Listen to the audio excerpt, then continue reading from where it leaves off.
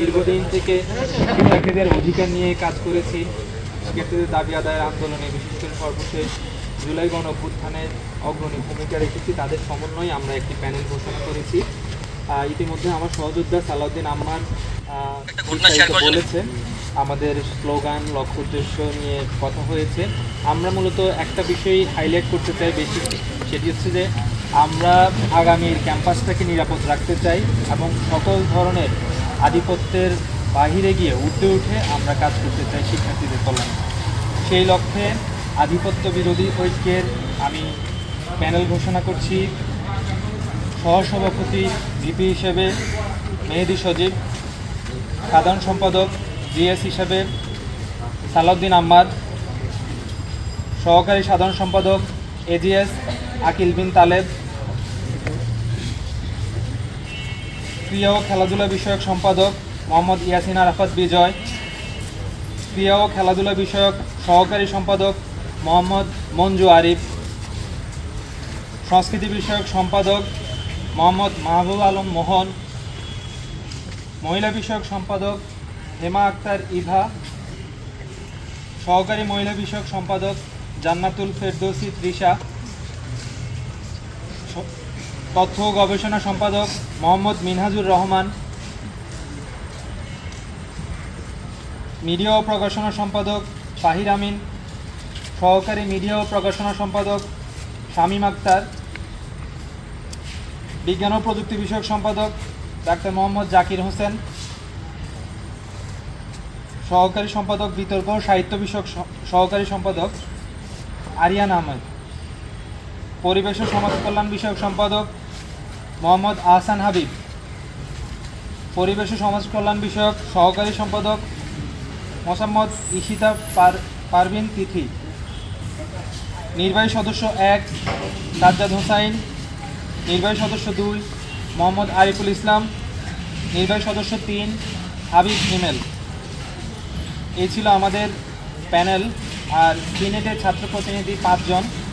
5 জনের মধ্যে প্রথম মেহেদি সজীব, দ্বিতীয় জন সালাউদ্দিন আম্মার, তৃতীয় জন আকিল বিন তালেব, চতুর্থ ডাক্তার মোহাম্মদ জাকির হোসেন এবং পঞ্চম মোহাম্মদ আহসান হাবিব।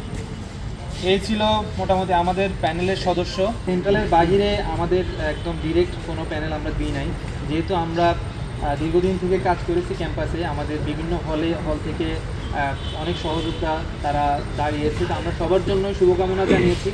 আমরা শুধুমাত্র সেন্ট্রাল যে রাজশাহী বিশ্ববিদ্যালয় কেন্দ্রীয় ছাত্র সংসদ নির্বাচন, এটারই প্যানেল আমরা ঘোষণা করেছি। আমরা কোনো হলে প্যানেল এটা মনে করছি না, কেননা ডাকসু এবং ঢাকা বিশ্ববিদ্যালয়ের অবস্থান এবং রাজশাহী বিশ্ববিদ্যালয়ের অবস্থানটা টোটালি ডিফারেন্ট আর কি। তো সেই জায়গা থেকে আমরা আশাবাদী এবং ডাকসুর প্রভাব এখানে উল্লেখযোগ্য হারে পড়বে বলে আমার ব্যক্তিগত জায়গা থেকে মনে হচ্ছে।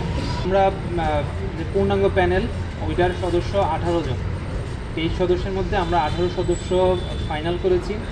আমরা শীঘ্রই কথা বলে হয় পদগুলো ফাঁকা থাকবে, না হয় আমরা এইগুলা পরবর্তীতে আপনাদেরকে জানিয়ে দিই। সব কিছু মিলিয়ে আমরা আমাদের পরিচয় হচ্ছে সব কিছুর ঊর্ধ্বে আমরা কাজ করতে চাই, বিশ্ববিদ্যালয় নিয়ে কাজ করতে চাই। আমরা যে জার্নিতে নেমেছি, এই জার্নিকে আমরা হয় জিতবো, নাহলে আমরা শিখবো। আমরা এখানে হেরে যাওয়ার জন্য বা হেরে আমাদের বিশ্ববিদ্যালয়ের প্রতি দায়বদ্ধতা শেষ করার জন্য আমরা এখানে আসি। আমরা দীর্ঘদিন থেকে কাজ করেছি। আমরা বিশ্বাস রাখতে চাই যে শিক্ষার্থীরা আমাদেরকে বাছাই করবে। এই আকাঙ্ক্ষার জায়গা থেকেই আমরা মূলত আপনাদের সামনে হাজির হয়েছি।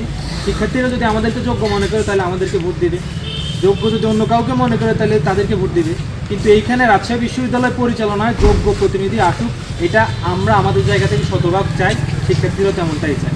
এই জায়গাটাতে হচ্ছে গিয়ে আমাদের শুরু থেকে হচ্ছে অনেকগুলো বিষয় নিয়ে আমরা জানাইছি। আমাদের যে জায়গাগুলোতে হচ্ছে কী মনে হয়েছে, অসঙ্গতি মনে হয়েছে।